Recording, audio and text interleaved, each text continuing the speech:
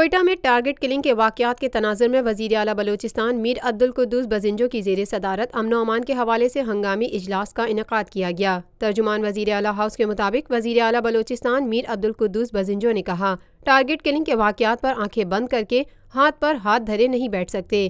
Polio workers اور police اہلکاروں کی ٹارگٹ کلنگ میں ملوث عناصر، ان کے سہولت کاروں اور محفوظ ٹھکانوں کے خلاف نتیجہ خیز کارروائی ناگزیر ہے۔ وزیر اعلیٰ بلوچستان نے کہا، صرف اجلاسوں کا انعقاد اور وضاحتیں ہی کافی نہیں، پولیس اور قانون نافذ کرنے والے اداروں کو اپنی خامیوں اور کوتاہیوں کو دور کرنا ہوگا۔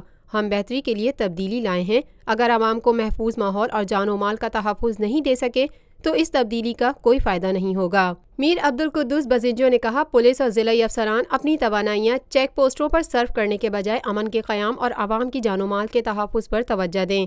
بھتہ وصولی کی شکایات کی صورت میں متعلقہ پولیس اور ضلعی افسران کے خلاف سخت کارروائی کی جائے گی۔ جس ضلع اور علاقے میں ٹارگٹ کلنگ اور دہشت گردی کی کارروائی ہوگی، اس ضلع کا police officer, deputy commissioner, D S P اور ایس ایچ او اس کا ذمہ دار ٹھہرایا جائے گا۔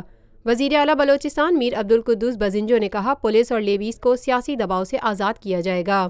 تعیناتی اور تبادلوں میں فری ہینڈ دیا جائے گا اور تمام سہولتیں فراہم کی جائیں گی، تاہم انہیں بھی رزلٹ دینا ہوگا۔ ہمارا مقابلہ ایسے پوشیدہ دشمن سے ہے جو وار کر کے چھپ جاتا ہے، لہٰذا دشمن کے ٹھکانوں تک پہنچنا ضروری ہے۔ پولیس کو وسائل کی فراہمی کے لیے اگر ترقیاتی بجٹ بھی کم کرنا پڑے تو کریں گے۔